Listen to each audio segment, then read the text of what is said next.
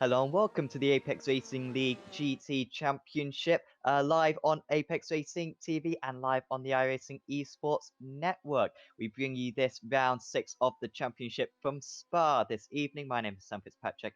Alongside me is Adam Hedgecock with Andrew Woodhouse on the cameras. And we're getting into the final few rounds of the championship. Now we've got two more after this one, Adam, two in Japan, but this is the final European round that we have. And it's a circuit, of course, with plenty of history. Also, a little bit of history as well in Apex Racing League GT, as we visited here last season. And this is really where the points properly matter. It's not necessarily about performances at this point, just as in the football leagues we're watching currently. Not just about the performances, but about the results at this late point of the season. It is, and what a track to finish off the European side of things. A magnificent track. Like you said, we came here last season. We saw some breathtaking action. I was racing here earlier and had a whale of a time. One of my favourites on the service. So hopefully, fingers crossed, the drivers are all geared up for it and are ready to give us another great showing. Currently, we are in this 10-minute qualifying session. The drivers can set a maximum of 4 laps. We expect them not to be able to set all 4 laps, though. I think it's probably just going to be the 3 of them. So this will be Vice Kopska's last lap because the time will expire after 10 minutes. You're not allowed to complete the lap that you start. So this will be Vice Kopska's last effort. At the moment, Adam, he is the main challenger to Tom McMahon. This is a circuit where McMahon was extremely strong last season. It was his one and only race win last season, based on race one when he absolutely dominated. However, Gold Racing Team, don't know if they've put a little bit more effort into today, whether they've been able to find something in that Porsche, but they are absolutely lightning at the moment with Bicycopska and Edwards locking out the front row. You see how really close it is as well, time-wise. McMahon less than a tenth and a half back in third. Border only 2.5 tenths back in fourth. And then we got a gap back to Broomfield from there. But in the practice, it was kind of interesting. McMahon was leading the way for a long time. And then all of a sudden, out of nowhere, Visa Kopsika came in and just blew that time away. So, yeah, they've really got a set nailed by the looks of it. Edwards, just that 3/100ths of a second back. Yeah, that's close. That's real close. So, yeah, it'd be interesting to see if they can keep it this way and how they go about the race afterwards. How they keep the likes of McMahon and Horder behind them. Here comes Bicycopska. Is there any room for improvement? No, there's not. You can see 0.2 of a second slower. The track should be getting slower as the session goes on, as the race goes on as well. This is morning time of day. Started off practice at about 8 in the morning, which is pretty early, and so the track should be warming up and losing some pace as the race and this qualifying session goes on. So don't necessarily guarantee the times will improve. Still got Saul out on circuit. Also Edwards trying to improve, trying to snatch that pole position off his teammate. Although I'm seeing him only halfway around the course, and we are about to advance to the race. Short formation up. We did have the option, thanks to a new iRacing element. You can use the full formation lap or the half formation lap. We've decided to go for the half one because, well, we can't want to keep this broadcast below 2 hours because that's what we're paid for. So we did not want to do that for a couple of races. Make Vice Kopsika, his first pole position of the season, I believe. McMahon with 4. In fact, it's the first time an Evo SR driver hasn't got pole position with McMahon taking 4 of them, and Aaron Powell taking the one at Watkins Glen last time out. Bicycopska goes second place in the championship. Really now need to start beating McMahon. Edwards, can his teammate help him out in that pursuit? It's McMahon championship leader starting in 3rd place. Mike Horder with his best qualifying of the season in 4th, with Jeffrey Garzotto, a late effort from him, putting him up to 5th, making it 3 Gold Racing Team drivers in the top 5, even 4 in the top 6, in fact, because Stephen Bluefield starts alongside him on the 3rd row of the grid. Then it's Jensen Adriansons once again top of the amateur drivers in qualifying. James Salt 3rd place in the championship. Dean Powell, great quality for him. Kev Copeland, really good qualifying for him as well. Ahead of Aaron Powell, pole position at Watkins Glen, but couldn't back that up today. Then it's James Holman and Bob Humphrey further down than what we'd expect. Craig Jones starts in 14th. Max Wolf, disappointing 15th, once again struggling in qualifying, is the Dutch driver. Dan Saddington in his second meeting in 16th. There's Joseph Saul, Kevin Kitzelman, Tom Stevens, Andre McCullen, Carl Jacquelet, John Tressida, Derek Holland, Daniel Savo, Ryan Jones, Paul Clist, Daniel Lee starting down in 27th place. He's had a storming run from a similar position in race 1 round the circuit last season. Matthew Chambers starts in 28th. Watch out for him. And Aidan Howard in his first ever race, he starts in 29th. Best of luck to him today. And it's a slightly mixed up grid, I'd say, today. A few surprises. You got Salt down there in 8th. You got Copeland up there in 10th position. Powell outside the top 10. Um, quite an odd order for this race start. What on earth has happened to Daniel Lee and Matty Chambers? Why are they so far down? That's incredible. When we think back to the previous weeks, how fast they've been, how quick and competitive, to see them all the way down, well, pretty much at the back. Oh, that, who was that? Indy Autosport car getting a little bit screwily, caught out on the brakes there. But yeah, interesting to see how they fight through, Sam. Here we go then for round 6 of the championship, race 11 of the season. And it's Make Bicycopska to bring them to the green flag. McMahon trying to get past Edwards straight away, and that looks very good for McMahon to get past, and that's really the move they have to make straight away. And he is up down the inside into La Source. Order as well, very close on the back end. However, they'll plunge down to Eau Rouge and up the hill, down the Kemmel Straight.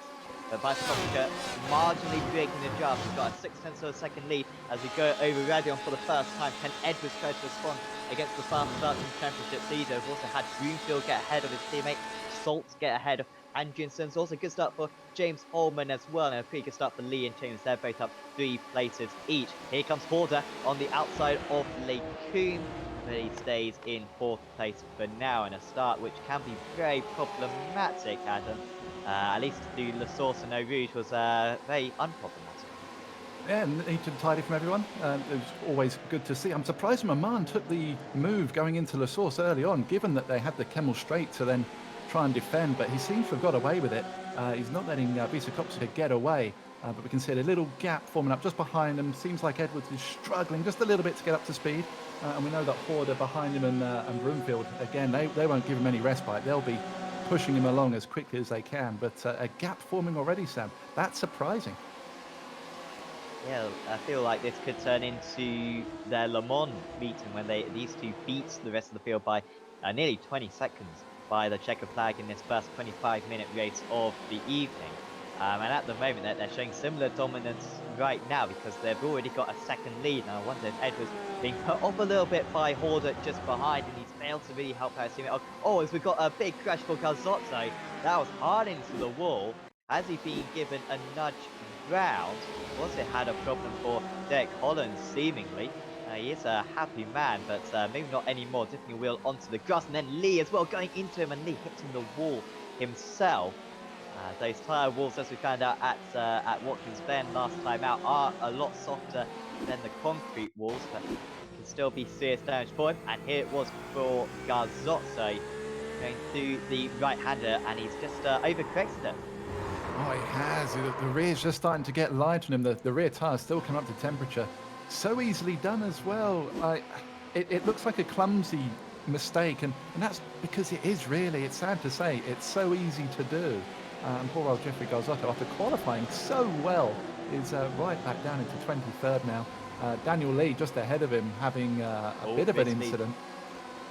So I'm just seeing Bicycopska and McMahon are ever so close. This is massive for the championship. Bicycopska defends the inside, but McMahon with the advantage on the outside. Bicycopska will try to stay on the inside, but it's Evo SR who takes the lead. Now there's almost contact with Bicycopska trying to come back straight away. And Tom McMahon, if there was any doubt about his qualifying speed, his race speed has cut right to that because he's been storming along in these opening couple of laps. And at the moment, he'd extend his championship lead by another 6 points. And now this is big for the Germans to recoup and stay close for the next run up the Kemmel Straight, where hopefully he'll have a chance to respond. What a move that was. You've got to have some serious faith in your competitor to throw him around the outside of that and just believe that they're not going to turn in on you on the left-hand part of the chicane. What a great move from McMahon. I don't know whether he's actually going to get away at this point. Bicycopska has been so quick. I don't know whether whether or not Vizkovska is just going to kind of tuck in behind, just like we've seen him do before, just kind of let it settle down for a lap or two and then try and make a move. But we know with McMahon, that's a risky kind of way to approach it, because we know that at any time he can just put the pedal down that little bit further, fast and furious style, just press the throttle harder and just disappear off into the distance. Well, Vizkovska's managed to stay close at the moment, the gap at 0.3 of a second. Remember, more prominent here than any other circuit. We've gone to a lot of circuits this season which incidents aren't too prominent. However, around this place, off-tracks are very possible. And if you get 10 off-tracks, then you'll get 5 penalty points. For every 10 off-tracks you get 5 penalty points. Plus, if you get 0 incidents, you get 1 bonus point. Something worth for the drivers to think about. Race 2 winner last season, James Saltlander, so he got 38 incidents. And so whilst he did cross the line first, he didn't score the most amount of points. However, it is still a race being chalked up for him. This was Dan Saddington, made his debut at Watkins Glen 1 week ago, and he's now just passed Craig Jones, who after a brilliant qualifying, just slipping back ever so slightly back into the position that he started. Saddington had a good outing last time, didn't he? A solid performance on his debut, and yeah, he's looking to go forward again today. We see that they're fanning out just behind him. Who was that? Jones and Kittelman. Kittelman going to the inside, and here we got Humphrey on the outside. Oh, that's close. That's close. Maybe a little bit too close for the teammates there, but Humphrey gets it done, and he's now going to try and chase down Holman. It's remarkable, isn't it? Aaron Powell, I mean, Tom McMahon was saying how the EBSI guys had a little bit of a joke amongst themselves how good Powell is going Watkins Glen. But Powell crushed the field at Watkins Glen. He got pole position, he won the race by over 3 seconds. Pretty much cruising, was never under pressure. And pretty much at every other round of the championship, he's kind of been in the 5th to 11th range where he is now. It is remarkable how you can have specialist circuits like that. I've never seen it quite as extreme as Aaron Powell's circumstance here. Taj Edwards, he's been pretty consistent for all the rounds so far this season. Mike Horner behind has got stronger and stronger as the season has gone on. Did miss Philip Highland as well, but he's looking much faster at the moment. Lee is wide. You don't want to do that because there's a massive bump on the outside of that curb, and Lee's struggling to make a lot of progress. And after starting from the back of the grid, you just want to get within the reverse grid places, approximately 16th place is where you want to get up to. He's nowhere near that at the moment. He's not. I do wonder if he's got a little bit of damage. I'm sorry, I've just seen the back of Aidan Howard's car. That's brilliant. Welcome to the series, Aidan Howard. Please, no bumpy on the back of his car. Brilliant, absolutely brilliant. He must have heard, Sam, that we enjoy a good livery here. I'm not sure if his request will be answered, though, to be honest. I don't know. I feel like when you are sitting behind that, you really don't want to prove it wrong, to be honest. This is a big queue. So this is Dan Saddington currently at the front of it in 13th place, ahead of Kevin Kisselman, who has got past Craig Jones, but it goes back to Matty Chambers in 21st place. Civi Savo, quick driver, a couple of top 10s at Silverstone, hasn't quite been able to back that up ever since. But he's trying to make up some places. Also, Horder around the outside into Le Coupe, and Mike Horder. Podium sits at Watkins Glen for the first time in race 2 last week. He's up into the podium places once again here, and the 2 Gold Racing Team drivers behind him kind of need to start to choreograph something in order to come back. Like you said earlier, Horder's been getting progressively better and better over the season. I think he's finally getting a handle on the car. We know how tricky the Ford can be, given he's literally the only Ford out there. So understandably, it's going to be a tricky car to drive. But yeah, if he can get a race 1 podium under his belt, that'll be mega for him. Absolutely would, and would definitely kind of solidify the progress that he's been making this season. Edwards already at 5.5 tenths of a second behind behind Horder is Edwards. As we see this nice cool shot, hopefully you enjoying the camera views of the various different views. Broomfield now 2 tenths of a second behind. That might be why Edwards is taking a slightly different line at the moment. Powell also trying to come back against his teammate Humphrey. Yeah, I'm kind of shocked still at Powell. We said, didn't we, in the podcast? You know, he's there. You know, he's helping the team out. He's solid enough, but maybe just needs to push on just that little bit more. But we're seeing it again, aren't we? Where he's kind of it's almost there. He's quick, but maybe not quite quick enough. Jacqueline falling down the order. Not quite sure what happened to Jacqueline. There he is, off in the grass. Is that the bus stop? It is. I would just like to say for the first time today, it's not a bus stop. It's a chicane. Here it was. that looks like it locked his wheels slightly there as Carl, and he went. No, it really annoys me that. Really annoys me that. Because it's nothing like a chicane. Nothing like a bus stop.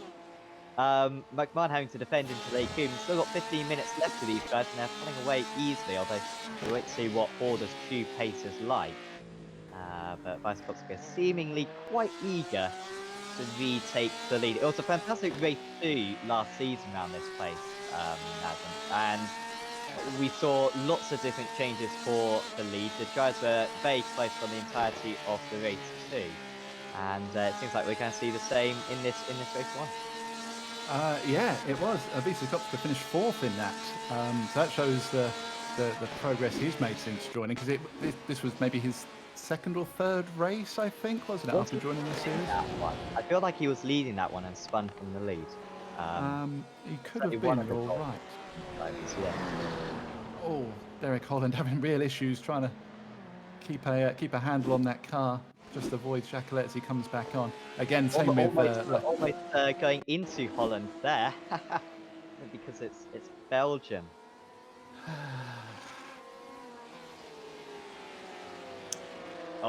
Andy was an absolute stormer. He's knocked that one out of the park. I teed it up. But he just said something extremely... Sorry, Adam. But comedy waits for no man. This is true. This is absolutely true. Vizskovska really putting the pressure on McMahon now. He's got 3/10 just behind. This is a perfect place to be, isn't it? As you're coming up to La Source, you want to be maybe 2-3 behind. Kind of hold that position as you go through Eau Rouge, and then Radion really get back on the power, because 2-3 back will serve you really well going down the Kemmel. And we're going to see it now. He's pretty much bang on, isn't he? 3/10 now, 2.5. You can see the draft, how much it's starting pulling him towards already. One thing you don't want to do is catch up right on that little kink. And there we go, right on it. McMahon kind of defending early-ish. Vizskovska goes to the outside. Is he going to try and do the outside swoop round like McMahon did? Oh, McMahon just looked, he shaped as if he wasn't going to give him the room, and that just made Vizskovska back out of it. Very, very smart driving from McMahon there. Just putting the doubt into Vizskovska's mind, and he manages to keep the position. We've already seen in World Motorsport, the outside move isn't always the smartest one to go for. And right there, Vizskovska, I think, wising up to that one, but I'm sure he's going to be able to make another opportunity very soon for himself. Max Wolf up into 12th place. Within the reverse grid, Horder is dropping down. Has Horder gone off at P1, I imagine? Yes, he has. In fact, he's gone off almost before. Will be interesting to see the replay of this one. Fortunately for him, he's just ahead of that gaggle of cars as he dips a wheel onto the grass. Hey, wait, he stepped a wheel onto the curb, but you really wouldn't expect that to be a problem. Now, I can sympathise with him on this one, because I've done the exact same thing in practice earlier on while driving the BMW. That curb is, it doesn't look it, but it's very steep. And if you just try and lean on it too much, it will rotate your car. And unfortunately for Horder, who was having a pretty stellar race up until that point, it's turned his car around. So Copeland now is up into 7th place. And I have to check what Copeland's best result this season is. Copeland's best result this season is a 14th. So he'd be absolutely smashing that to pieces. Oh, is Horder going to get a tap? That was very close. With Humphrey up the back of him. Humphrey recently got past Holman, by the way. And Holman looks like he's going to lose out as well to Powell, and Wolf is catching up to these guys very quickly. Holman having to go defensive, and just a slow line through there. It's going to drop the draft to the driver ahead. And dare I say, this should be relatively simple for Powell as long as he gets the climb up Eau Rouge correct. You said it was awfully close, and like I said before, you don't want to be too close because you're having to back out. You see now he's already making his move. He's not making the most of the draft. Where Max Wolf, who we're on board with, we can see he's getting a lot more overspeed from it because he's coming from that far back. Oh, he's making it 3 wide as well. Oh, Max Wolf, not quite, although he's still far alongside. Holman was sprinting it now. Wolf has got his car marginally ahead, but can't carry the speed on the inside. Holman was squeezing Powell down the Kemmel Straight, arguably a bit unfairly, and then all of a sudden, I think because he was speeding so much, it left a big door open for Wolf to go through. He is defending at the moment from Holman. Back goes Holman, they make contact, and Holman stays ahead. And Powell manages to gap these guys quite significantly. Wolf with the flashing of the light, but well, we'll see what the stewards think afterwards about that one. Undoubtedly, they'll make a superb decision, and they remain in that order at the moment. Also, perhaps just invite Staddington along as well. He's 1.5 seconds behind. 10 minutes to go in this race, and they're still not closer to finding out who's going to be the race winner, because it seems like whoever's behind in this duo has the pace advantage. That the tie just enabling these guys to stay close to one another. you can see the outright pace of them, though. They've got a 4.1 second gap back to Edwards, who we know is incredibly quick himself. So, yeah, like I said before, I think Visokopska is going to be kind of happy to sit behind.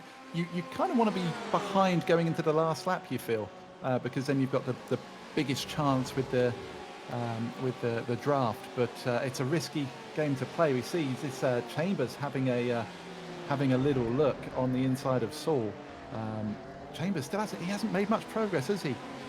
We kind of thought that he would. We know how quick he can be, but he seems to be stuck. It seems like a lot of drivers seem to be just stuck in their places. Sibi Sabo having a look up the inside of Jones. Jones giving him a right old squeeze there, but Sibi Sabo getting the job done, it seems. Surely they've got to back out. Visokopska having a look, coming up to Lacoon now. Pretty much carbon copy of what we saw a few laps ago, and I think Visokopska would like to get ahead before the last lap, because I don't know if he's maybe got a little bit less straight line speed, but he hasn't really come that close to a move at Lacoon so far in this race. Max Wolf has finally got ahead of James Holman, although he was off the circuit for a moment, and now Holman has Wolf has dropped back behind Holman. And he was certainly off the circuit. I wonder if he had to go skating across. Also, Saddington as well. This will be an interesting replay, because a lot of drivers being involved in this one. Saddington is the lime green car, just behind Holman on the inside, Wolf on the outside, and once again they're squeezing one another. And Wolf just carried too much speed in. Holman patient and managed to retake that place. And then Saddington behind managed to lose it all by himself. Now, I don't want to be controversial here, but I do feel that if Wolf hadn't have gone off there, they would have collided, because Holman took his normal line pretty abruptly. I kind of feel that there would have been an incident there anyway. But, hey, I might be wrong, but they all got through it, and they're going to give it another go this coming lap. Craig Jones trying to get back at Sibi Sabo after being kind of bullied out of turn 1 on the last time by. Interesting to see Craig Jones. He's dropped 3 places, but he's having a solid race in 17th. We're kind of not used to seeing him like embedded in the midfield, but he's given it a real good go today, isn't he? Seems like the midfield is closer around this place than we've seen it for a while. Hall has dropped it again and clumsily over the curb. And after his earlier spin, he managed to stay ahead of the likes of Humphrey, Powell, and well, he's only dropped behind Humphrey and Powell, actually, although here comes Holman and Wolf as well, he will go past. Our cameraman, Andrew Woodhouse, thinks he may have hit Copeland. I thought there was a small gap between the pair of them. There was contact, he's absolutely right. And that helped the car out. Side by side for the lead. McMahon and Vysokopska with the inside for the second part. But it's McMahon who stays ahead again. Now the outside line for Vysokopska. Great run through the right-hander, but he's still at a disadvantage down the hill. If he can just keep part of his car alongside going into No Name, he'll have a chance with the Gold Racing Team driver, but he hasn't done that. That's the closest he's come. Wow, how demoralising must that be? You've thrown everything at McMahon now. I mean, that was some brilliant driving from him. But McMahon's defence, he just puts his car there and says, if you're going to do it, you're going to have to go the long way, and you're not going to have enough momentum for it. Brilliant defence from McMahon. Brilliant attempt from Vysokopska. It's a shame we've only got 6 minutes left. I could watch this all day. Well, hopefully we'll have a similar battle in race 2. Remember, race 2 coming up, 14 minutes in length. We're going to spin the reverse grid wheel, and whatever number it lands on, we will reverse the grid by that amount. It's realistically going to be anything from 12th position to 18th position. So if you're within that range, then potentially you could be getting quite lucky and perhaps even a front row start for you. Vysokopska dropping to about 5.5 tenths of a second behind. He can never get particularly close into this final chicane. 3 tenths of a second behind. It's a cactus we always see around this circuit, but then once you're within that range, there's not a whole lot of aero wake through the chicane and then through the source. And usually in these cars is almost flat anyway, and it really gives you an opportunity going into Lake Coombe in 0.5 tenths of a second now, and this is pretty much as close as he could possibly want to be. So if he can't get it done like this, you really question what way he could get past. It'd be crazy to think that Spa is hard to pass round, but in these cars, it really is hard to pass. You have to really nail your drafting. We see he's tucked up right under the wing. He's pulled out early. McMahon kind of holding that inside middle of the track-ish. Vysokopska, he's got the overlap. He's ahead as they go into Lacombe, but McMahon so late on the brakes. Vysokopska keeps his nose in though, but the momentum from McMahon, that is simply sensational. Poor slide for Vysokopska. They might go for the dummy as well. We've got 2 more laps to go after this. There's still time for Mate to make an overtake, but he is running out of laps at the moment. Edwards 2.6 seconds behind as well. He can't get involved at the moment. This is the 3rd chronicle of Holman versus Wolf, and I wonder if Temper's got the better there. A whole lot of racing. I don't think there was anything deliberate in any of that, but Wolf was ever so close to Blanchimont. The trouble with Blanchimont is if the car in front just lets off a little bit, if their car starts to go, they'll ease off the accelerator. And most of the time in these cars, you're at least 90% throttled through there. So it's very easy to collect a car. Very, very unfortunate. It's such a shame to see because it was a brilliant battle up until that point. We had a lot of fun with it. Sivi Savo under pressure. Oh no, he's not. He's lost it on his own. Just over-rotated the car. What a shame for him. I think he may have been within 16th place here. He drops down to 19th, so he could have really been in a good position for the reverse grid, but not anymore. We move on to lap 11 of the race, the penultimate lap of the race. The 2-minute 13s that these drivers are currently saying, 2-minute 15s even. The lap times got significantly slower, partly down to racing, but the majority of the drivers lapping about a second a lap slower than they were earlier on, perhaps just demonstrating the tyre wear and maybe also the track warming up as well. Vysokopska with probably his penultimate chance. Is he a little bit further back than he was on previous laps? Is that perhaps a good thing for him? If they're anyway down the inside, McMahon will cover it right to the line. Vysokopska will go for this same move. He keeps on going to the outside, hasn't yet tried the cutback. Gets part of his car alongside. Here comes Vysokopska. He will be on the outside once again. No, he's gone and spun it. He has a slide, and that's going to be game over for Vysokopska. He dips the wheel onto the curb that Daniel Lee was mentioning in the Discord, how that's a really treacherous curve. And he dips the wheel onto it, and it's rotated the car. Fortunately, he stays in second place, but it looks like McMahon's going to extend the championship by another 6 points, which is huge. What a shame that was. I'm with you, Sam. I'm wondering why he kept going all the way to the outside. Why did he not try just pinching McMahon? It's easy for us to say up here in the commentary box. We're not there in the heat of battle, but you know, try and squeeze him a little bit. Try and put him off of that defensive line that he's on. But I think it's all gone now. It's 1.5 seconds between them. I think this one is all done and dusted. Edwards still 2 seconds behind his teammates. There's not going to be any changes there. This is really where the big positions are going to be fought for then. Wolf ahead of Kitzman after that incident they had before. Stevens, who's going for the amateur championship, leader of the amateur drivers at the moment in the championship, is Stevens with Adrian Stearns and Copeland and Kittelman all scoring good points at the moment. Lead could be coming down, though fortunately for him, the likes of Powell and Saul are behind. I think they're his 2 closest challengers in that amateur championship. Cheseda trying to recover as well. He's in 17th place, I believe, after having an off earlier on. He's trying to get past Joseph Saul in the B team car.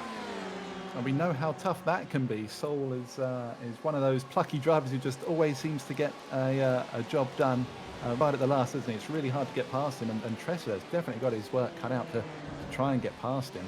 You see just behind Powell. Oh, almost got a whack there from Sibi Sabo. Yeah, Powell not having the best of days by his standards. Kind of down, he's having to go really defensive really early on. Sibi Sabo's got the bit between his teeth, hasn't he? Just chomping at him, trying to get at him. James Salt in 5th, having to go defensive against Adrianson. Salt, of course, who won race 2 here last season. Up in 5th place, and that's a brilliant drive from him, to be fair, but Adrianson's right on his tailcoats, isn't he? Only 2/10 back. As an amateur driver as well, got a 5-second gap back to Copeland behind, but another great performance from Adrianson's too. He's been really good in the qualifying. I think he's got at least 2, no, at least 3 amateur pole positions so far this season, but hasn't quite been able to back it up in the races, but has improved recently. Kitzelman ahead of Stevens. I think he's just moved ahead of Stevens, but back comes the Evo SR car. Kitzelman with an alternative line. Very much didn't turn into the corner until very late, but had good speed through the second part, and he's up into 13th place, is Kitzelman. A similar race to what he had at Le Mans, which was his best result of the season. That was high-speed crash, and well, I'm not sure whose fault it was, but it does feel rather correct that they both lost out from it, and that's not the first time we've seen just squeezing one another down the Kemmel Straight. We've seen McMahon and Weisskopska race, but the racing has been very fair between the two of them. Hopefully, it'll be renewed for race 2. But just when Weisskopska looks as though he might be on his first race victory of the season, McMahon is going to take his 7th. It's another race win. It's an extension of his championship lead, and it's another Spa Race 1 victory for Tom McMahon. Weisskopska and Edwards in 2nd and 3rd. Still, some of the places need to be decided. This could be for reverse grid pole potentially with Saul and Cheseda with a big slide. He was on the brakes, but he still ends up in the wall. He should be able to recover that though.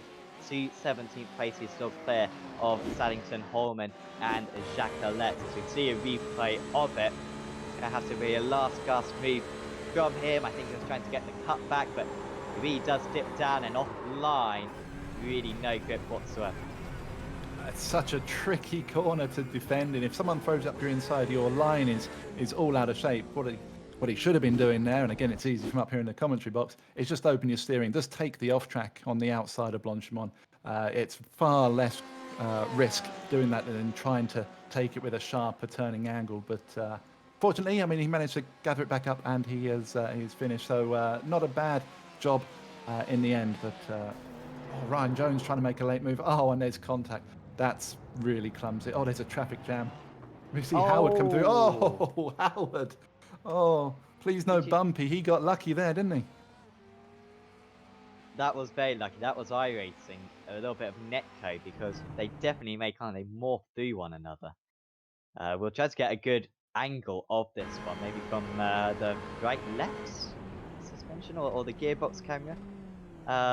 Because That was just about managed to get his way through, and unfortunately managed to glitch through one another. And it was Jones just ahead of McLaren, and Howard finishes in 25th place in his first race in the series. That is everyone across the line, and we can go through your results then for round 11 of the championship, race 11 of the championship. Tom McMahon wins out, 1.7 seconds clear of Vita Kopsika, who has only outscored McMahon at one of the 5 meetings so far in the championship, top 2 in the championship. And that's more points for McMahon. Vita Kopsika really does need to beat him in race 2. Taj Edwards finishes in 3rd place, alone 3rd place in the end, with Broomfield, his best result of the season. Dare I say, I think he may have got a 5th place so far this season, has Broomfield. But he's got a 2nd place at Silverstone, in fact, as Andrew Woodhouse corrects me, and as I looked on my screen. However, that is his 2nd best result of the season for Broomfield. His best non-podium result. That's what I said. James Salt, 3rd place in the championship, in 5th, but hustled that car to 5th in the end. Great result for Adriansons in 6th. Stunning drive from Kev Copeland, the best I've seen him drive in this series. Only 16 seconds off the lead as well in 7th. There's Bob Humphrey and Aaron Powell recovering well. Horder with a couple of spins. Intent could be dangerous for the reverse grid again. Matthew Chambers, he was in 19th place, I think, and then he ends up in 11th. Or was that someone else I was thinking about? I don't know. He's finished in 11th place anyway. Max Wolf in 12th. Kevin Kitzelman beat Tom Stevens, who was ahead of Craig Jones. Joseph Saul, John Chester, and Dan Saddington. In 19th place was James Holman.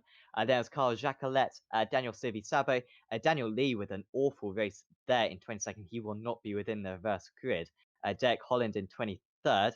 Then it's Dean Powell, Aidan Howard, Ryan Jones, and Andre McCullen. One lap down was Paul Cliff, so he'll score points but won't be within the reverse grid eligibility. And then the retirees were Jeffrey Garzotto and Luke Schneider.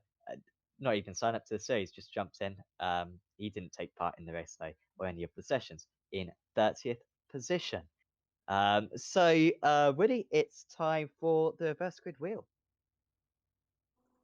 Indeed. Hello, everybody.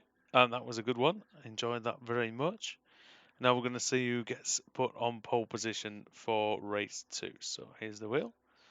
And, well, it will be in a second. Sorry about that, chaps. Here's the wheel, and we'll spin it now. Now then, what's it going to be? Oh, it could be interesting. Oh, it's just gone over to 14. 14. Tom Stevens then. Craig Jones couldn't get the move done. It's another small one. We've had a lot of it. We're getting I think it was Year of the 8 season 6 or season 5 where we had small reverse grid after small reverse grid. We're having the same fever once again here. And it will be Stevens then on pole position. Kittelman alongside him. Horder looking dangerous from the 3rd row of the grid. So to Chambers and Wolf. You do not want to miss race 2 of the evening. It's going to get lively as we move into the 5th to final round of the championship, race 12 of the season. We'll be back with you in approximately 15 minutes' time. See you then.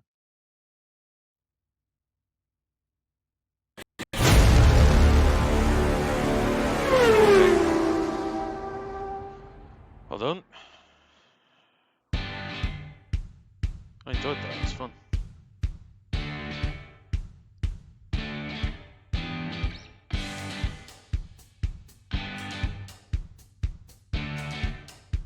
Oh, I mean, there's no wrong with laughing at people occasionally.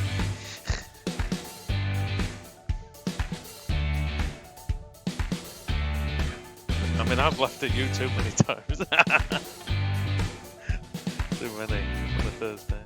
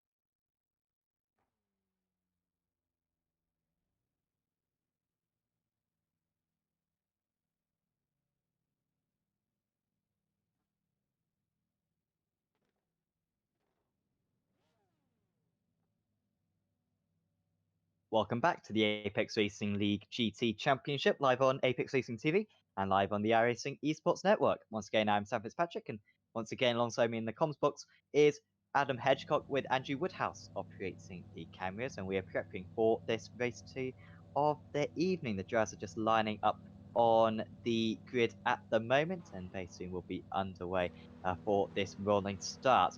We had a 14-car reverse grid from the race 1 results, and that is how this race 2 lines up. It's Tom Stevens on the pole position, the amateur driver Kevin Kisserman alongside him on the front row of the grid. There's Max Wolf, Matty Chambers, Mike Porter, and Aaron Powell and Bob Humphrey.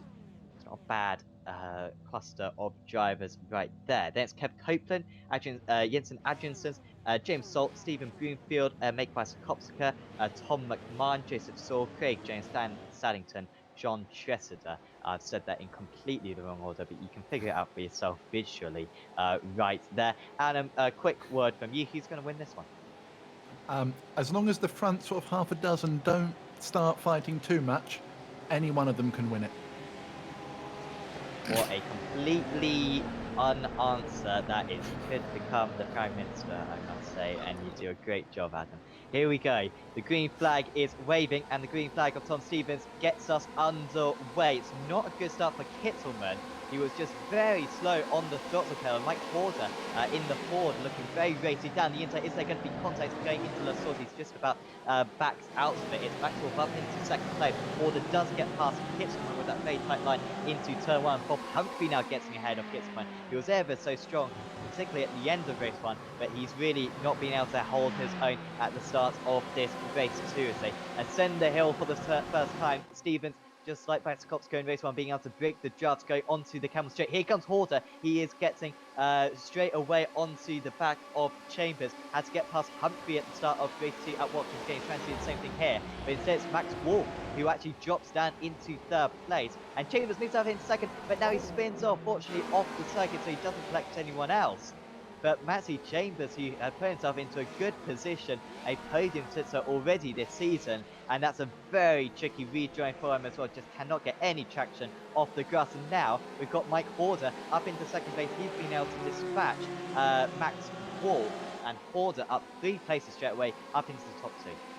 What a breathtaking first few corners that was. Wow. Porter having to do incredibly hard work just to make any gains, and Chambers doing all the right things until he just applied too much throttle and threw it all off to the end of the track. Copeland having a little battle here down in 11th place, trying to hold off against Visa Kopsika, who's going to try and get back to the front after this reverse grid. Manages to hold him off so far. Great defending from Copeland at this point.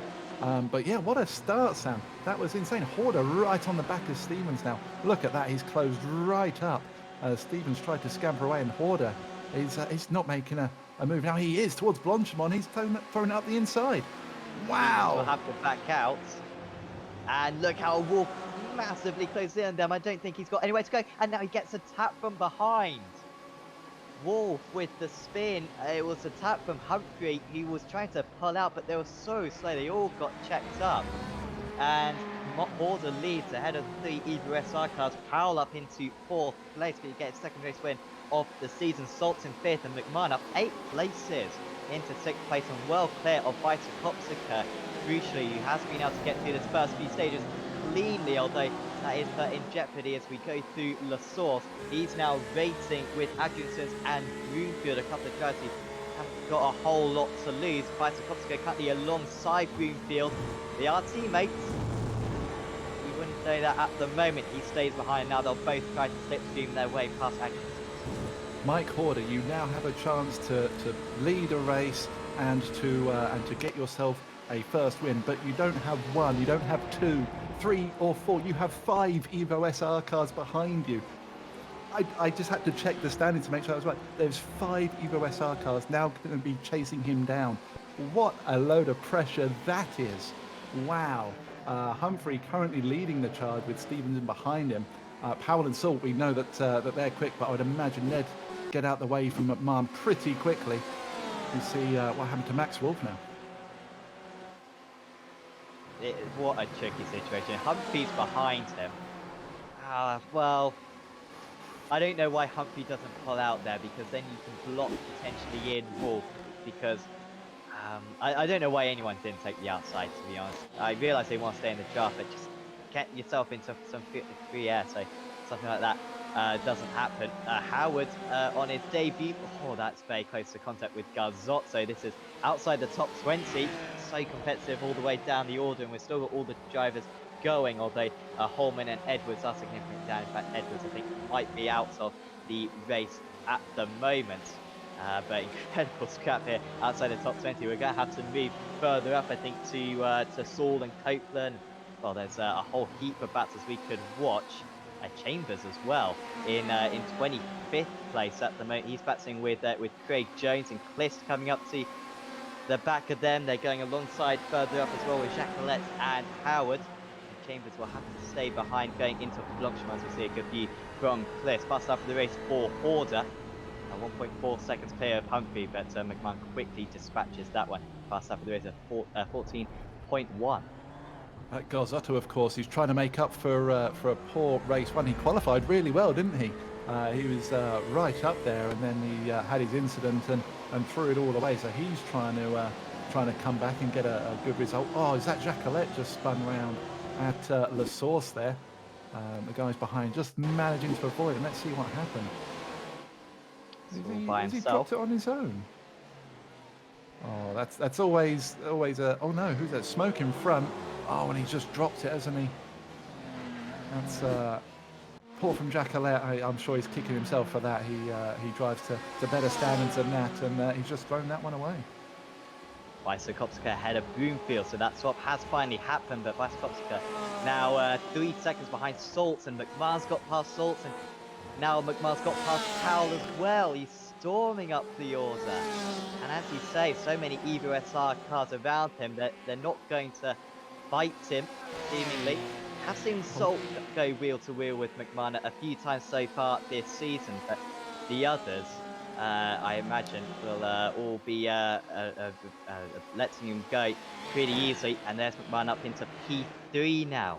Has got a double so far this season, McMahon. That's Barcelona, where he comfortably got a couple of doubles. And this one is going to be a bit more tricky than that, but he's well on course for it at the moment. He's 3 seconds off the lead. It's great just watching these 5 cars, isn't it? It's a brilliant photo op for them. I'm sure someone will take a picture after the race, but I'm sure he's on the phone to all of them. He's saying, look, Horder's getting 2.3, 2.4 seconds up the road. You guys need to let me through now so we don't lose him. I'm sure the rest of them will just let him do that. They'll all tuck him behind and take the tow and let him drag them forward as well, try and get back to Horder. Adrianson's having a little look on Kittelman, teammates, of course. That looked pretty... Oh, what's that in front? Stevens around. Who else was that? Someone else was involved in that. Was that a couple of the Evo SR cars? It was. It must have been. That is... Stevens is one of them. Oh, who was it that clipped Powell, wasn't it? Aaron Powell. Who he's made contact with. And that is not what you need. It promotes the gold racing team drivers of Broomfield and McMahon a couple of places. And Stevens, who needs those points for the amateur championship, he's got a comfortable lead at the moment. But it can so easily go away when you're battling in the midfield as he is. Race in, race out, and it does drop down. But they have still got second, third, and fourth positions, and McMahon is up into second place. 3.1 seconds behind Horder, and now the chase is on. 32 minutes to go. And this is turning into almost an exact copy of last week at Watkins Glen. It is indeed. In the practice before race one earlier on today, Horder was, I think it was about 1.5, 2 tenths slower than McMahon. That was, of course, before Visa Kopsika came in and blew them both away. But I think he's got good pace. It's going to take a while for McMahon to catch him, but we can see it's already taken 2 tenths out this lap. We said this last week as though it's going to take a while, and all of a sudden he was there. So interesting to see how that one goes. Daniel Lee, 11th place so far, gained 11 places has Daniel Lee after an abysmal first race, looking to kind of capitalise on well, just any points that he can get his hands on, fighting through the field. Brilliant to see.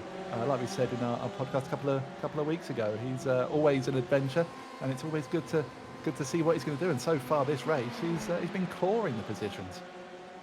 New profile picture for Daniel Lee. His previous profile picture looks very much like the "When Life Gives You Lemons" meme. No one agreed with me on that one, but Google it and look at Tom McMahon's previous profile picture in previous streams we've done of this series, and I think they're the same person. It's really very much like Daniel Lee. But that new photo, it does kind of break the resemblance with the loss of the beard. Clean shave there for Daniel Lee, unlike the majority of the population at the moment. It must be said. He is up into 10th place, is past Joseph Store. Next up is Kevin Copeland.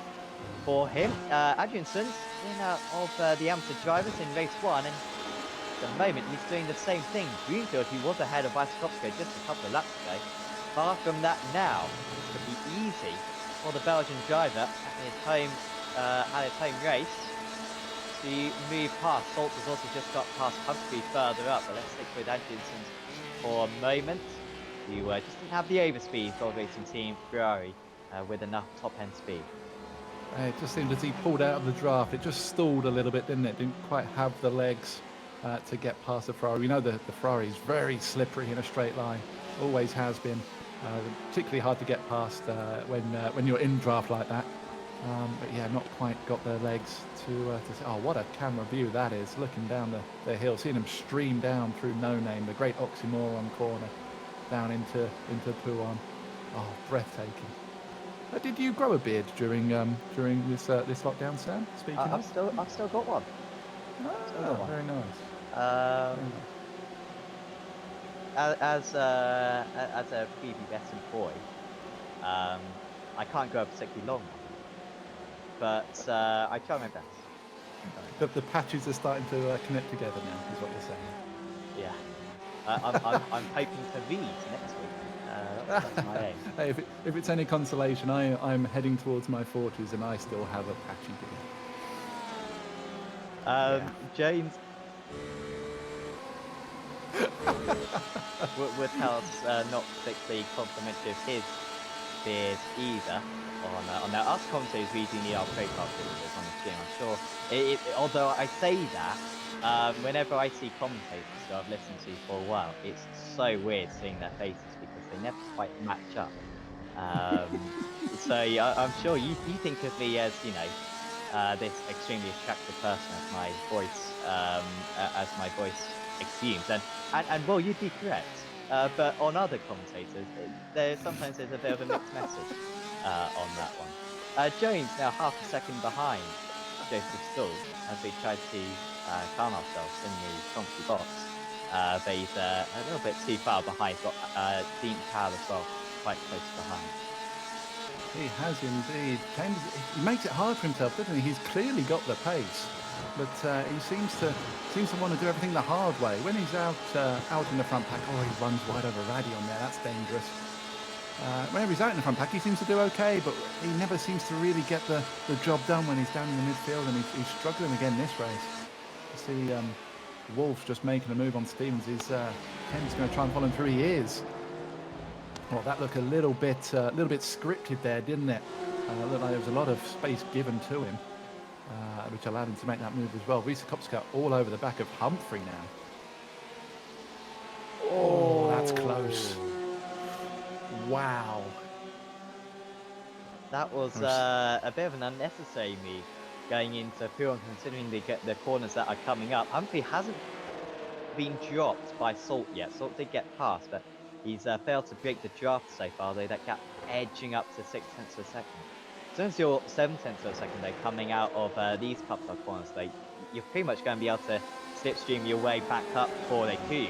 So it's very difficult to break the draft and the studies. You need quite a big advantage or hope that your rival makes a mistake.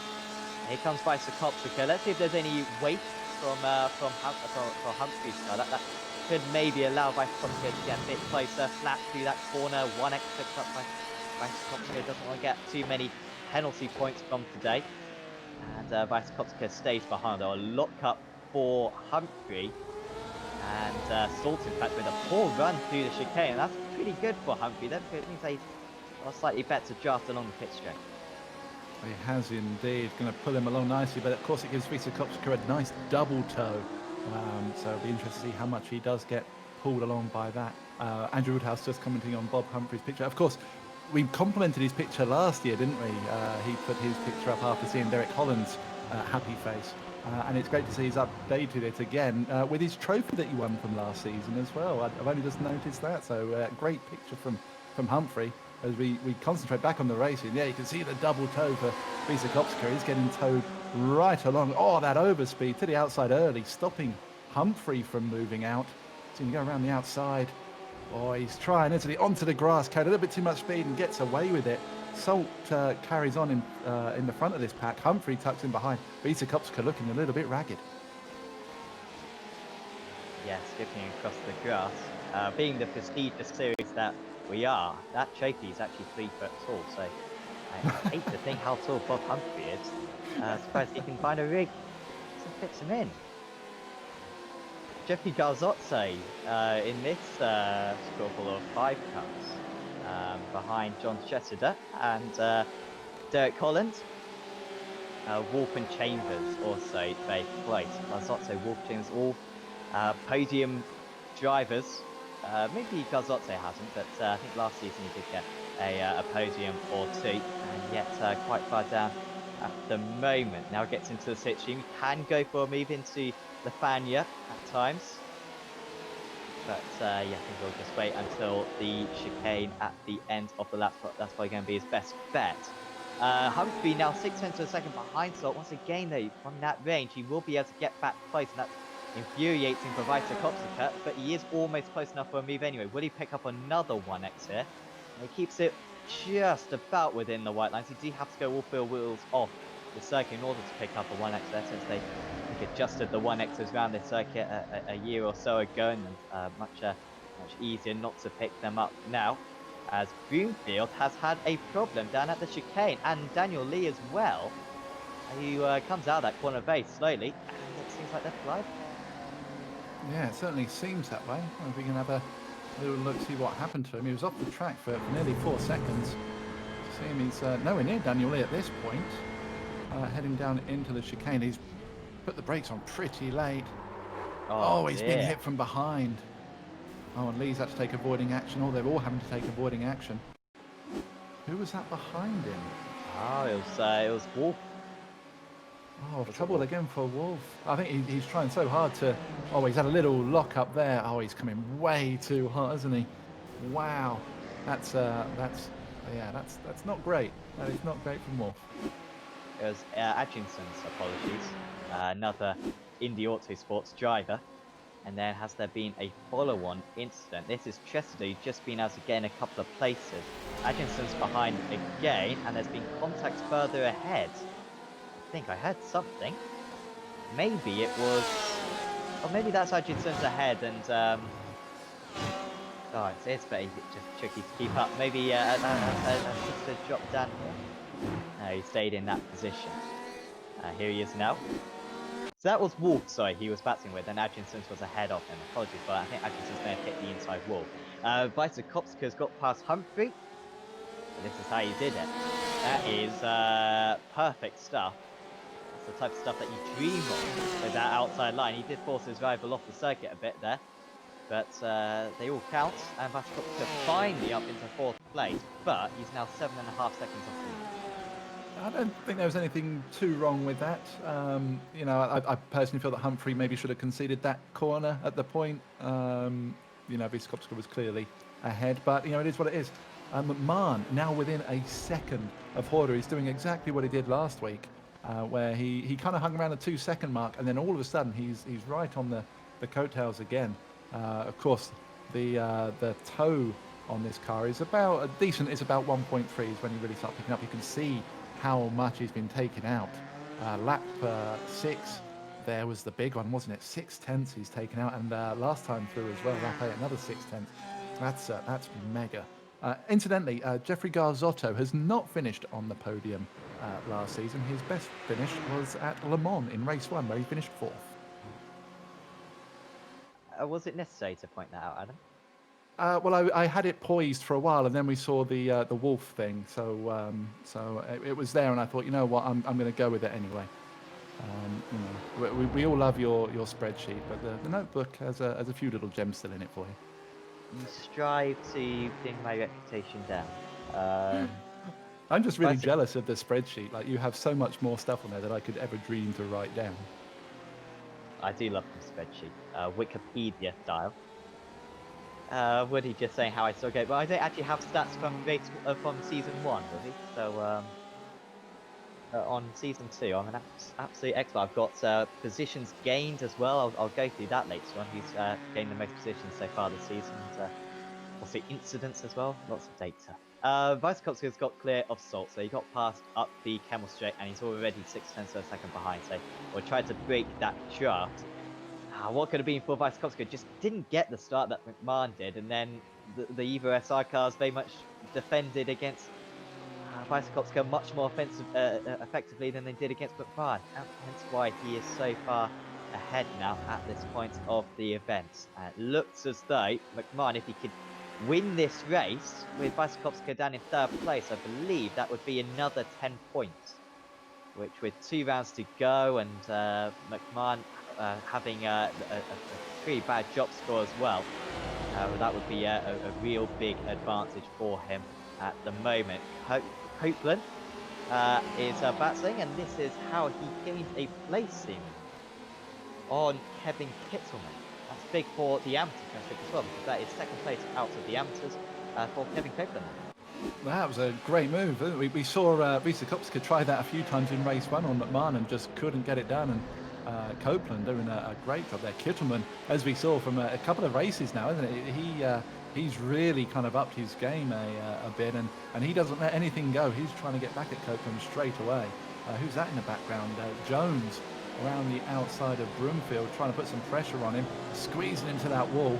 Wow, that was close. You could tell how close that was because Broomfield's car dipped down into the inside curbing. McMahon now less than 2/10 behind Horder, pulling out, trying to look up the inside for Lacombe, but he's too far back this time. Just letting him know there, perhaps wanting Horder just to make a mistake and let him go easily, as Horder runs wide a bit, and here comes McMahon. This should be simple, down the hill, and Horder lets him go. I imagine he'll try to stay in the draft now. 2nd place for Horder, as he got last time out at Watkins Glen, would be really good points for him. Whereas if he loses the draft, then Vysocopski might be able to catch him up in time. But now Horder's really got to try to stay close to that rear wing. It's kind of balmy, isn't it? Like for any driver to finish on the podium in any type of these leagues is a big achievement, and everyone's generally pretty happy with it. But Vysocopski, unfortunately for him, finishing 3rd is just not good enough with McMahon in this irresistible form that he's in. Even finishing on a podium is just not going to get the job done. You have to be winning the races, and that's balmy to think about. How consistent and how well McMahon's been driving this season. And we saw it again there. We know that Horder is an accomplished driver, but how easy McMahon seemed to make it look, just getting the job done to take the lead. It's an exceptionally competitive league, this. And so far this season, McMahon's got 6 race victories from 11 meetings, just to make it 7.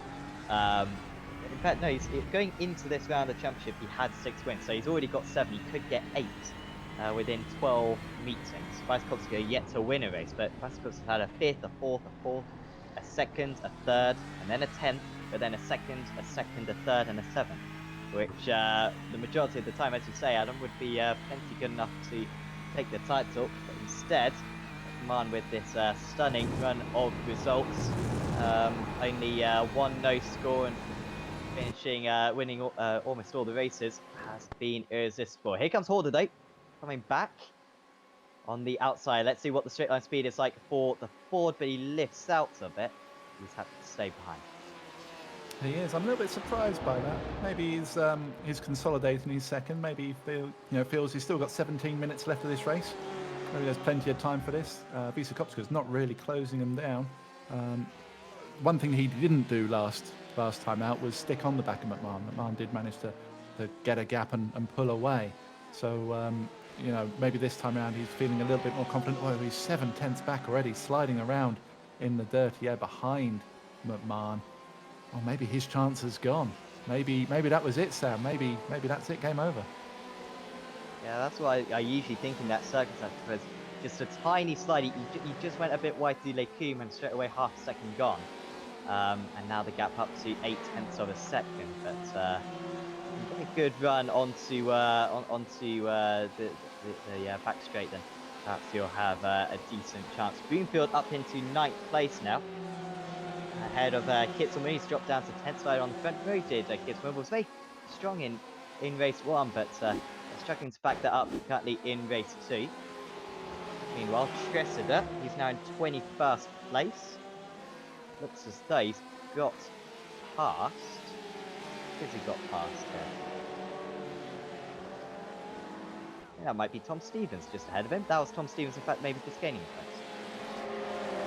It was, yeah. Sorry, I lost track on who was in that little group as well there. Great little scrap though, isn't it, between them? They're all kind of going for it. I think they're a little bit colour drift from everyone else. They're a bit of a gap in front and behind, so they're just having their own little fun, aren't they? Fair play to them. Might as well give it what you got and see where you end up in this little group. It's kind of again, it's crazy to think that you've got Derek Holland here, who we know he can rough it up with everyone. He's willing to give it a good shot. Tressler as well. Oh, we see Derek Holland have a big old lockup, manages to swing it wide. Can Tressler make the most of it? Oh, Holland, has he got a slowdown from that? That was close. Look at that. The straight line speed of the Ford, maybe that's where its strength lies, because he was a long way behind this Horder. He dropped to about 9/10 behind, but he manages to get back close, and that does give him a lot of hope. Also, wasn't a great lap there from McMahon. Was outpaced by Visokopska. Visokopska 15.3, McMahon a 15.4, about 10th and a half difference on that last lap, and that's positive for the Welshman. He might still come back in this race as long as he does stay close, but I still think track position is what he should be striving for at the moment, seeing that Visokopska isn't making much of an impression. No, I agree. I absolutely agree with that. You know, they can afford to battle a little bit. You know, 6 seconds is a long way on this track when you consider that there'll still be draft available afterwards. Water goes a little bit wide. He's going quite wide a lot of the time here. You see this nice onboard. Just seeing how far McMahon is up ahead. See the time on the left hand side of the time table. You can see how the time is coming down already. The straight line speed. You're right, Sam. The straight line speed in this car is pretty decent. Very late on the brakes. That's incredible. Like I said before, I was doing the Spa race in the BMW earlier, and I had to brake a whole lot earlier than that to get the car stopped. So really brave under braking. Sticking with McMahon now, isn't he? Just about. I think if he gets any further back than this coming out of La Source, any further back than 7 or 8 tenths, he's going to really struggle. But if he sticks like this, he should be about 3 or 4 tenths behind come Lacune. Pretty good through the slow speed corners is Horder, and gets the gap down to half a second, and he's back in play. He's back in play. Oh, he might even get into the Revenant, to be honest. That's a decent, yeah, that's good straight line speed, very positive for Horder at the moment, but one small mistake, and that line through Lekum doesn't really quite work for him. I know, I feel like I'm correcting the drivers a lot, despite the fact that they are definitely better than I. But just McMahon being able to take a wider line into that final right hand, and it does consistently open up the gap by a tenth or two every single time. Sivi Sabo, good recovery at the moment for him. He's overtaking Jones at the moment in the SCC car, and Sivi Sabo, Hungarian, is ahead. of James, Saul, Garzotto, Chambers, and Wolf. So much promise for Chambers and Wolf earlier on in this race. They started up in 4th and 3rd positions respectively. I can't even recall what even happened to Chambers. Spun on the opening lap, didn't he, from 2nd place? But I can't even recall what happened to Wolf. Did he get spun round or something? Yeah, he had an issue coming down. When I thought it was Adrianson's, but it was Wolf. Yeah, coming down into the bus stop chicane. I'm sorry. Daniel Lee, by the way, under the radar, has got himself up to 6th place. Now I remember not so long ago commenting that he was up to 11th and driving well. Somehow he's got himself up to 6th, and I've totally missed that. I think. Did you see that, Sam? I think he's been sick for a while, to be fair. But I don't know how he did that. Very similar to his race last season around the circuit. Lee had a phenomenal drive. Usually, of course, we gave him the brilliant nickname, Daniel Truly, because he's very good in qualifying, but perhaps just got back come the races. But he had a really good race too round last season after not taking part in qualifying. I think he was taking part in another event. And had a really good race 2 from the back, or a really good race 1 from the back of the order, and then transferred the race win in race 2. So he is good around this place, and he does know how to overtake as well. Order closer he's been since he got overtaken 3 laps ago. No chance into Lake Coombe, but every lap that goes past, he's looking more and more confident. Does he change his line this time? He's not taking a slightly tighter line, but doesn't seem to be losing him quite as much time anymore. And as you kind of get used to driving behind a driver, it does become a lot more possible. You know Horser pretty much better than me, at least. I know I don't really know how well you know Mike, to be honest. But he seems to be quite a conservative driver. He's let McMahon pass. He's a smart driver. However, that temptation as these minutes go down and as the race win becomes more and more possible, you will be looking for the win eventually, I assume. Or do you think he will always stick with 2nd place? Do you think he'll go for the move eventually, or do you think 2nd place is good enough for him? Mike is very calculated, I'd say, in how he drives and how he approaches the race. I've never seen him get giddy about being in a position or try to force things. He'll be delighted that he's in 2nd place. He's dropped down to 5th. He's dropped down to 5th. He was off the circuit for a while. He was by himself in a lonely 3rd. He's taking a bit of curb there. That's all right. Oh, and then he's taking way too much grass and then sliding off in the gravel. Unfortunate not to hit the wall. And he's down to 6th place behind Lee, behind Humphrey, and behind Salt. Doesn't look like it's going to be a podium for Vysokopska. The best he can really hope for is 5th place now, because the gap to Humphrey is some 5 seconds. And that championship lead getting larger and larger for McMahon. I think Horder may as well sign a contract with Gold Racing Team right now, because he's obviously their last hope. It could well be. Yeah, I think he was just pushing that little bit too hard, just trying too hard to claw any time back that he could to Horder. So yeah, shame for Vysokopska. That's certainly a big blow to his championship challenge. See Jackalette tucked up right behind Power here, as Andrew has correctly said. This is a lovely door. We do know how Sam likes his doors. Just sitting behind Powell at this moment in time. But no, back to the Horder thing, as you asked me. He'll be delighted that he's in 2nd, but if he gets a sniff at 1st, he will go for it. He will take it. He will want this win just as much as anybody else. But he won't make a rash move for it to happen, if that makes sense. I would like to just point out to you, Andrew Woodhouse, that doors are important. Doors are important.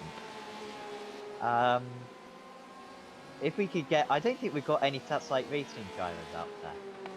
It's been a shame that we haven't seen Tatsite Racing for a few of these rounds. I didn't see them at Phillip Island because they're doing another event. I would assume they're doing another event today as well. That's really the only possible excuse they could have.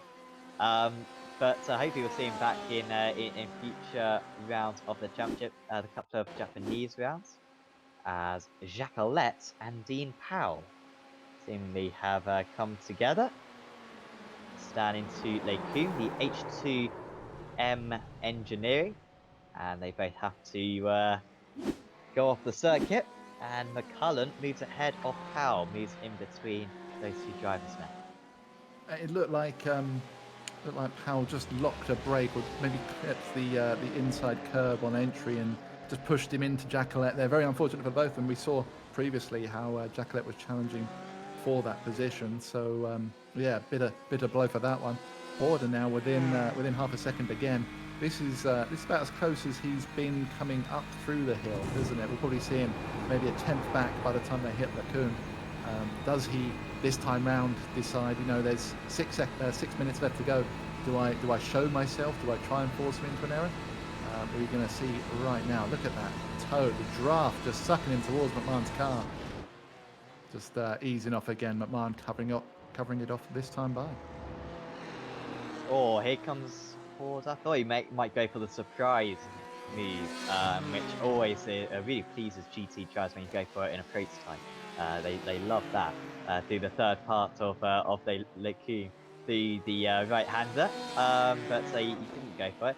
Just trying to put McMahon a little bit offline, and that's a pretty good tactic, I think. Just forcing McMahon to take the inside line, because it means that he'll be closer by the time they get back to La Source. So probably good thinking there from Horder. Wasn't worth taking the risk on that time, but we've only got 2 more laps to go after this one. In fact, we'll have 3 more laps to go. We will just edge in 3 more laps after this, I believe.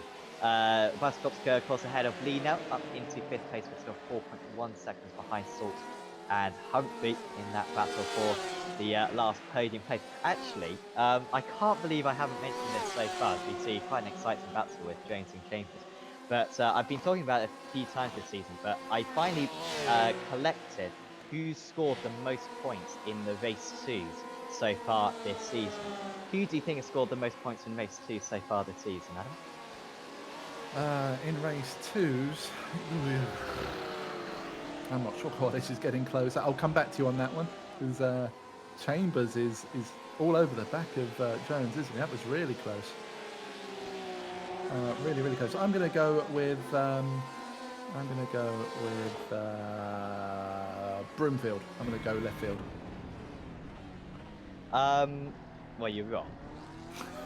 I thought I would be. Vysokopska is top scorer. Going into this round, this could well change because McMahon was in 3rd place. Despite being in 7th place in the championship, Humphrey 2nd place out there, guys. And with how did you say Humphrey was tops? Good shout there from Wizzy on that go. Top in the race 1s was McMahon. He's trying to defend the 2 points at the moment. As Border goes to the outside into Lacoon. Is he going to go for it? No, he takes a wide line and he's left a bit too much space there. And the gap opens up to half a second, and that took him a couple of laps there to get close enough, and the gap's up to 0.7 of a second. Just that's when you need some peripheral vision. In an open wheel, it's so much easier than in a close cockpit car, especially in the Ford where visibility is tricky. But he left the size of Belgium pretty much between him and McMahon. He did indeed. We see Civi Sabo making a move on Kittleman, just throwing one up the inside, coming into that same corner. And who's that? Matty Chambers. Oh, he's gone a little bit deep there, but getting past Craig. Oh, no, Craig Jones is coming back in. That could have been an accident waiting to happen. That was really close there, but Chambers getting the job done eventually. Horder's doing the same thing as Vysokopska did. They seem to want to move all the way to the outside, which McMahon is totally comfortable with, because he'll take the middle of the track. He's figured out the line through Lacoum, taking it from or approaching it from the middle of the track. So force him into a tighter line, I say. Push him right over. If he wants to go defensive, keep pushing him all the way over. See where he can go from there. But I have to feel that that was a big chance for Horder at that point. He's 0.6 back now. Only a couple of laps left. It's going to be close, isn't it? Really close. Yeah, only 1 more lap to go. I forgot that this is over 2-minute lap time. I was thinking it's going to be something like 2 minutes, but no, it's 2-minute 15 lap, and that means that this is comfortably going to be the last lap of the race, and Mike Horder's last chance. He will perhaps regret this one if he doesn't get alongside at some points. There's also a car further up, and it is an Evo SR car who could give McMahon a little bit of a draft. I imagine that is Aaron Pal. It is Aaron Pal. He will score points whichever way this goes. He will finish one lap down at worst, so he can afford to let McMahon pass and not lose anything from it. Horder nowhere near close enough this time. He's 4/10 of a second behind, and he's really going to need a mistake now from the Porsche driver in order to deny Tom McMahon's second double of the season. Powell doing the big team game right there. We could see that he wasn't full throttle down the Kemmel Straight, just getting McMahon a nice bit of toe just to keep him ahead of Horder. It has a little bit of an incident. I don't know whether that was overcompensating to let these guys through or whether that was just a little bit of a mistake from him. But yeah, that right there could have been the moment that won McMahon this race. The Powell giving him a little bit of a toe down the Kemmel there just to keep him ahead of Horder. I can't see Horder getting close enough for the rest of this lap, unfortunately. Salt and Humphrey are extremely close. You doubt they'd take each other out, as we saw Stevens and Powell do earlier on. Should be an Evo SR 1-3-4 at the moment. It's going to be another great day for them. Led the championship as well in the teams championship going into this round of the season. But if the drivers championship looked in doubt going into this round, dare I say, Tom McMahon looks as though he will have one hand on the trophy, because it has been pretty much a perfect day for him. He had to hold off Kopsika in race 1. He's had to hold off Horder in race 2. But for the second time this season, Tom McMahon will approach the line.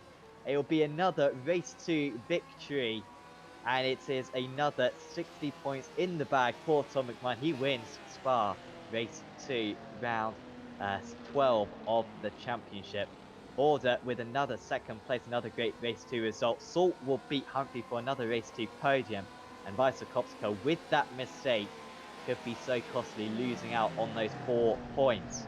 Broomfield overtakes Adriansons. What is going on with Adriansons? Does he have fuel? He seems to let past Broomfield very easily there. Perhaps just lets him past after an incident earlier on. I'm not quite sure, as Matty Chambers has had an off, and now we've got another off. And that is Saul. That's Saul who loses out to Chambers and Stevens. That's big for the amateur championship. Zaddington has to slow down. I think he cut the chicane, so had to serve a slowdown right at the line. And Joseph Saul finishes in 19th place. That was unlucky, wasn't it, coming into that last chicane? Looked like Saddington just a little bit eager just to hold on to a place or maybe take a place, but yeah, just caught the back of Saul there. We see down into the braking. Oh, they both had to take avoiding action from, I'm not sure who that was, coming back on.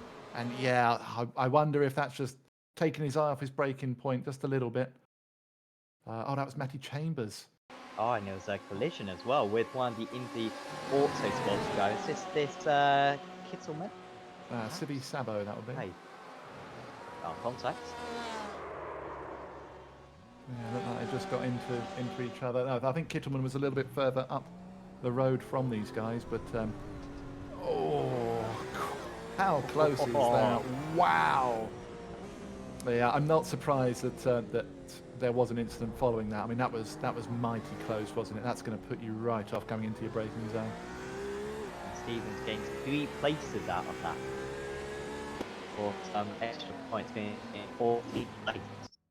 That's Tom Stevens.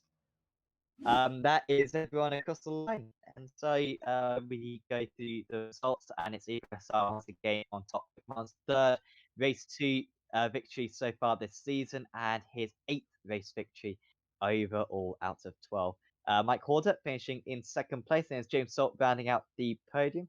Bob Humphrey was in 4th, and it's Make Kopska with a late spin.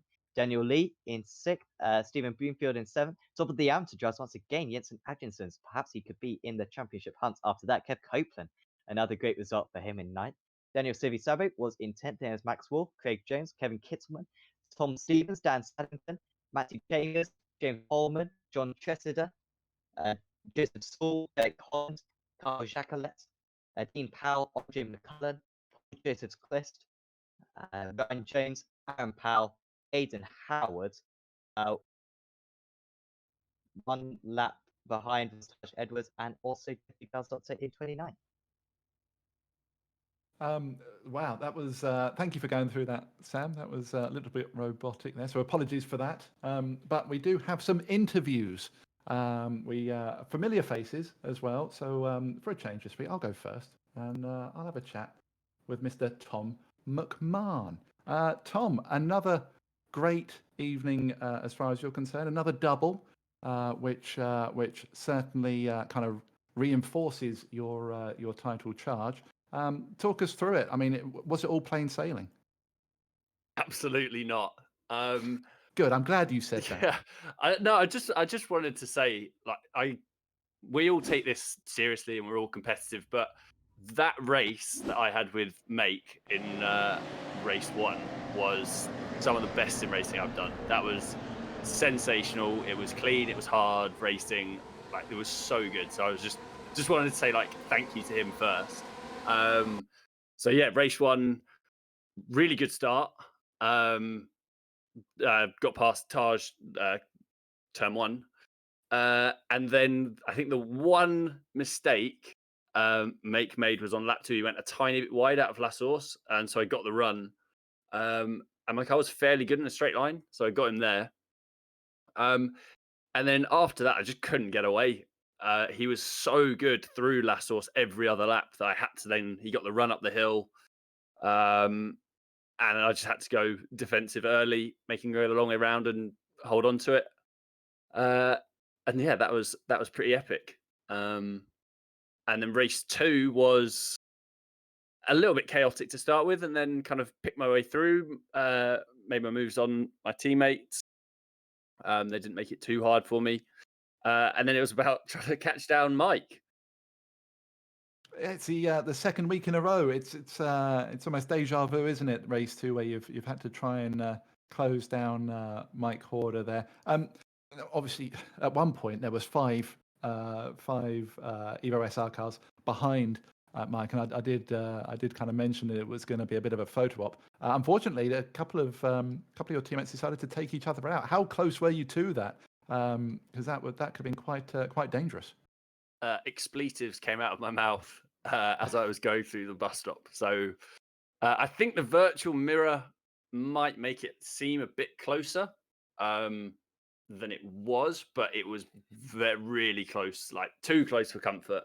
I think it was just a case of the old reverse grid, sort of potentially a slower driver in front of a faster broke earlier than they were expecting, and that happened. So yeah, not ideal from the team point of view, but I think overall from the team, like Salty got P3. I think again we've had a really good championship round. So it certainly seems that way. Speaking of, we have a week off next week, and then we are back for our Asian rounds, which should be a lot of fun. Off the top of my head, I can't remember which one's first. It's Okayama first, I think. Tis. Thank you, Sam. How do you go around there? I mean, I know it's kind of got a bit of a stigma in the iRacing crowds having Japanese tarmac that's not great for racing, but how do you feel about it? I have only driven there in Mazdas, so we'll have to put a bit of practice in, and we'll see how it goes. I'm looking forward to it. It's one of those, like Phillip Island. I've never driven that in a GTE, so it's a nice opportunity to kind of sink my teeth into it and see what we've got. Try and extract a little bit of more performance. That would always be nice, and try and shake Make off in the championship because he's super consistent. So I need to stay on it the whole way through. That sounds good. So, like always, before we let you go, do you want to give any shout outs to anybody? Yeah, just the Evo SR boys for the practice that we've done during the week. Again, another massive thanks to Make for that race one. That was insane. And you guys for the stream broadcast, organizing the whole shebang. It's an awesome league. So thank you again. No worries. Tom, been a pleasure. We'll see you in 2 weeks' time. Cheers, guys. There we go, Tom McMahon.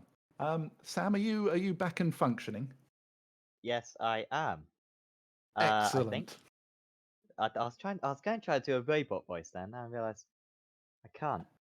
Daniel Lee, welcome to the commentary box. Bye bye, Daniel Truly. Qualifying at Spa. You just don't like doing it, do you?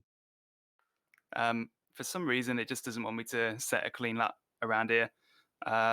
I just got a bit greedy, to be honest with you. You only really get one flying lap on these new tyre sets, and spooned it on my first run. So I pitted and tried again, and just couldn't get halfway around the lap before doing an off track. So I'm just not able to keep away from those curbs. They're just irresistible, and that meant that qualifying was completely down the pan, and it was all just it went downhill from there.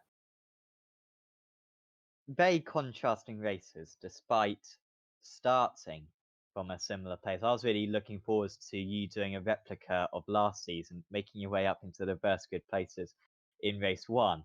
But it didn't happen. We saw you get involved in at least one incident. What did that just give you too much damage that you couldn't get up into that top 20? Yeah, it seemed to be the case.